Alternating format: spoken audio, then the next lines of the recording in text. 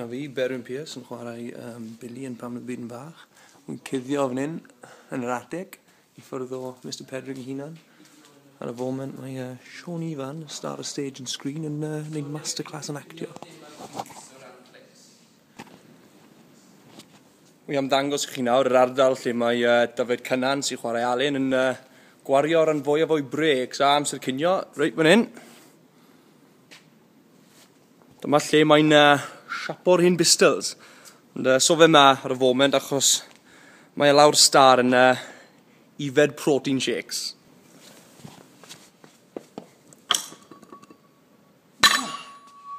Na, no way. Sa'n gallu neud na. Dyfed Cynnan, world's strongest actor. Right. So fi really fod yn neud hyn, ond I am dangos y set I chi am y tro gyntaf, right? O fe. Chi'n barod? Huh?